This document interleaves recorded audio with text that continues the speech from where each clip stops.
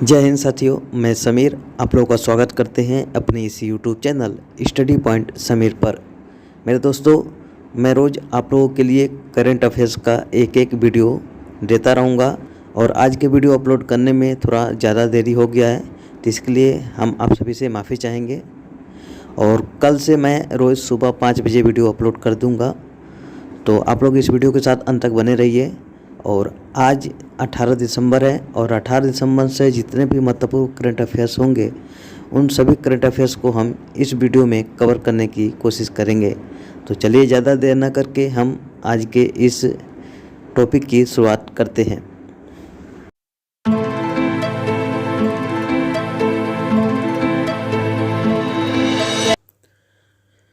प्रश्न में पूछा गया है कि हाल ही में 17 दिसंबर को वीडियो कॉन्फ्रेंसिंग के जरिए जीएसटी काउंसिल की कौन सी बैठक की गई है। आपके विकल्प है ए 45वीं, बी 46वीं, सी 47वीं और डी है 48वीं। तो इस प्रश्न का सही उत्तर होगा ऑप्शन नंबर डी 48वीं। हाल ही में 17 दिसंबर को वीडियो कॉन्फ्रेंसिंग के जरिए जीएसटी काउंसिल की 48वीं बैठक के रूप में की गई है। इस बैठक की अध्यक्षता वित्त मंत्री निर्मला सीतारमण के द्वारा किया गया था। अगर आपसे प्रश्न में पूछे कि वस्तु और सेवा कर यानी जीएसटी को किस अधिनियम के तहत भारत में शामिल किया गया, तो इसका उत्तर होगा 101वां संविधान संशोधन 2016 के तहत। 101वां संविधान संशोधन 2016 के तहत जीएसटी यानी कि वस्तु और सेवा कर को भारत के संविधान में शामिल किया गया है। अगर आपसे पूछे कि इसे लागू कब किया गया, तो इसे 1 जुलाई सन 2017 ईस्वी को लागू किया गया था। जीएसटी एक संवैधानिक निकाय है जिसे अनुच्छेद 279A(1) के अनुसार इसका गठन किया गया है। अब आइए इसी संबंधित कुछ महत्वपूर्ण प्रश्नों को देखते हैं। जैसे कि आपसे प्रश्न में पूछ ले कि शंघाई सहयोग संगठन यानी कि एससीओ के राष्ट्राध्यक्षों की 22वीं बैठक कहाँ की गई है। आपको बताना है हाल ही में शंघाई सहयोग संगठन यानी कि एससीओ के राष्ट्राध्यक्षों की बैठक कहाँ की गई है, तो इसका सही उत्तर होगा समरकंद में। कहाँ पे मेरे दोस्तों? समरकंद में अभी हाल ही में एससीओ की बैठक की गई है। और समरकंद कहाँ पे पड़ता है, तो उज्बेकिस्तान में। कहाँ पे? उज्बेकिस्तान के समरकंद में अभी हाल ही में एससीओ के राष्ट्र अध्यक्षों की 22वीं बैठक के रूप में की गई है।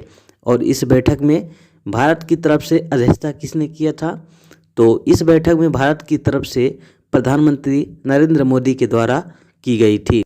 एससीओ का पूरा नाम शंघाई कॉरपोरेशन ऑर्गेनाइजेशन होता है। इसका मुख्यालय चीन में है और इसमें कुल देशों की संख्या 8 है।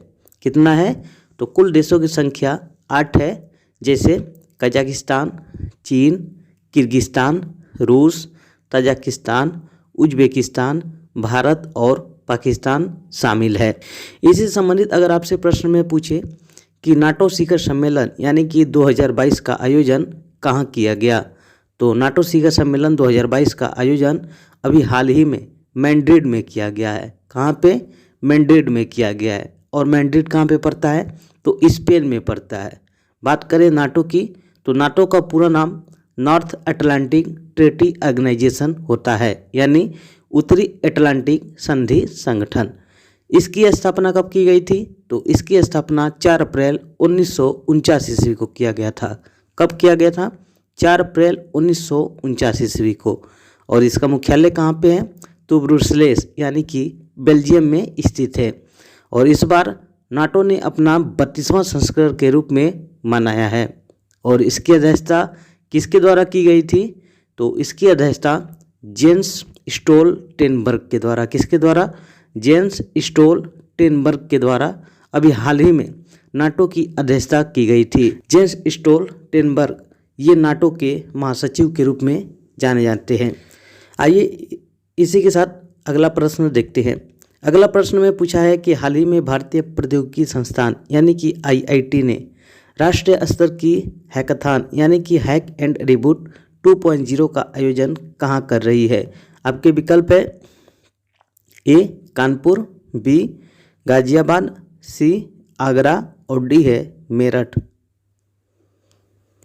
तो इसका सही उत्तर होगा ऑप्शन नंबर ए कानपुर।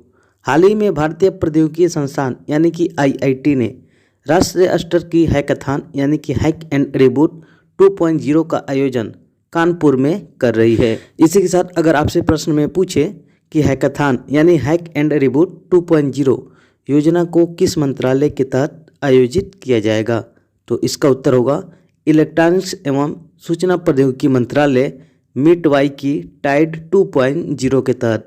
किसके तहत में दोस्तों, तो इलेक्ट्रॉनिक्स एवं सूचना प्रौद्योगिकी मंत्रालय MITY की टाइड 2.0 के तहत हैकाथॉन यानी हैक एंड रिबूट 2.0 का आयोजन किया जाएगा। वर्तमान में इलेक्ट्रॉनिक्स एवं सूचना प्रौद्योगिकी के मंत्री कौन है, तो वर्तमान में इलेक्ट्रॉनिक्स एवं सूचना प्रौद्योगिकी के मंत्री श्री अश्वनी कुमार है। कौन है, श्री अश्वनी कुमार अभी वर्तमान में इलेक्ट्रॉनिक्स एवं सूचना प्रौद्योगिकी के मंत्री के रूप में बनाए गए हैं। आइए अब बारी है इसी से संबंधित कुछ महत्वपूर्ण प्रश्नों की।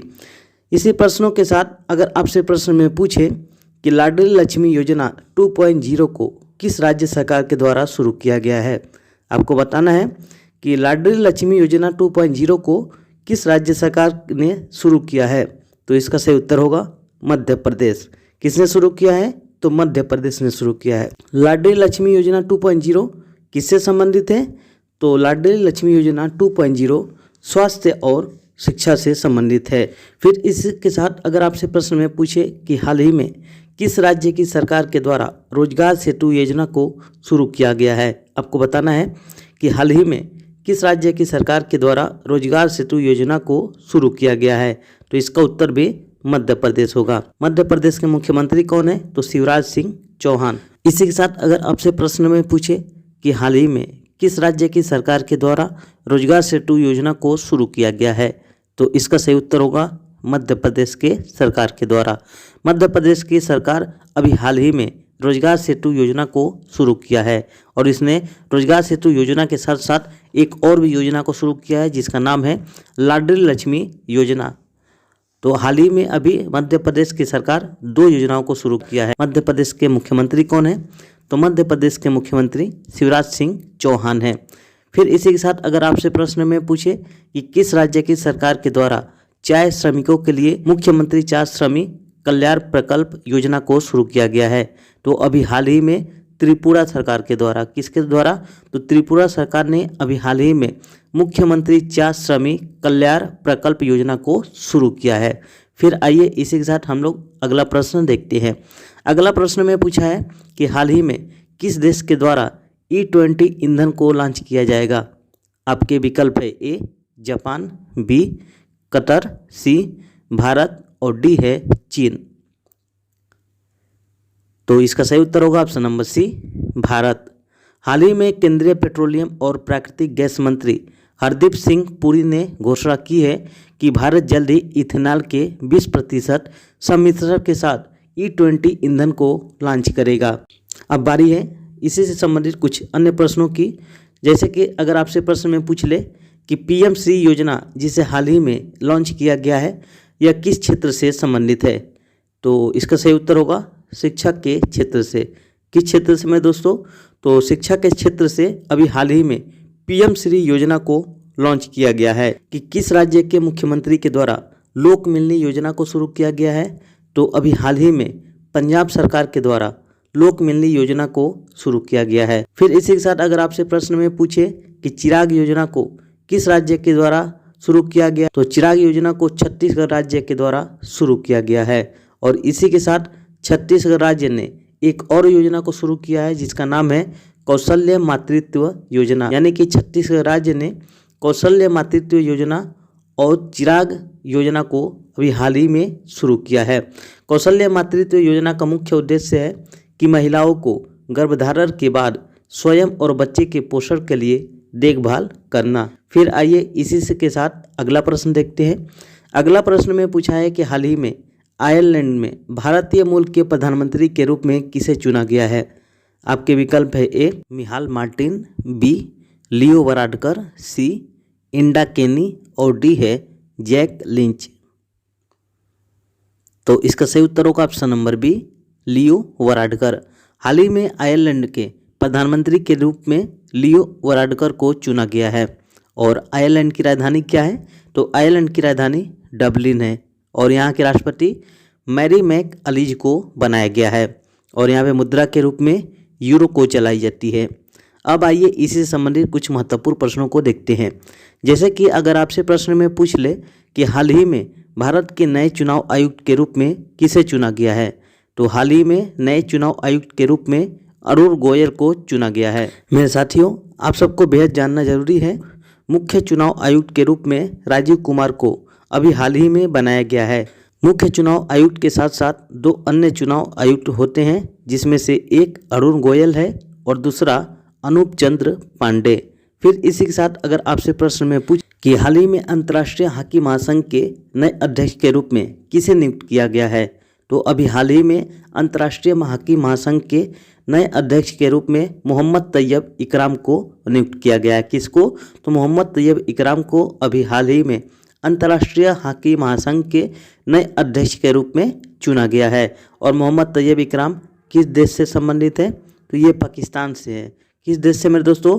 ये पाकिस्तान देश के मूल निवासी है, जिसे अभी हाल ही में अंतर्राष्ट्रीय हॉकी महासंघ के नए अध्यक्ष के रूप में चुना गया है। फिर इसी के साथ अगर आपसे प्रश्न में पूछे कि भारतीय ओलंपिक संघ की पहली महिला अध्यक्ष के रूप में किसे चुना गया, तो भारतीय ओलंपिक संघ की पहली महिला अध्यक्ष के रूप में पीटी उषा को बनाया गया है। किसको? पीटी उषा को भारतीय ओलंपिक संघ की पहली महिला अध्यक्ष के रूप में चुना गया है। और पीटी उषा किस राज्य से संबंधित है? तो पीटी उषा केरल राज्य से संबंधित है। फिर आइए इसी के साथ इस वीडियो का आखिरी प्रश्न देखते हैं। प्रश्न में पूछा है कि हाल ही में किस राज्य के लाल चने को जीआई टैग के रूप में प्रदान किया गया है?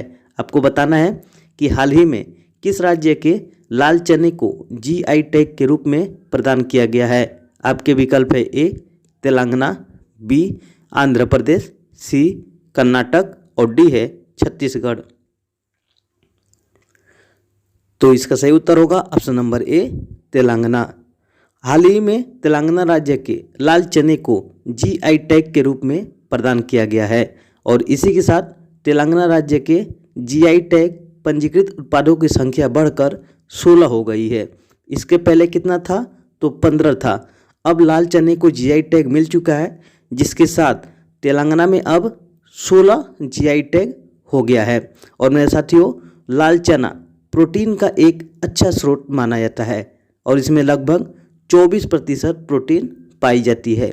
बात करें तेलंगाना की, तो तेलंगाना की राजधानी हैदराबाद, मुख्यमंत्री के चंद्रशेखर राव और यहाँ के राज्यपाल हैं तमिलसाई सुंदरराजन। कौन है? तमिलसाई सुंदरराजन।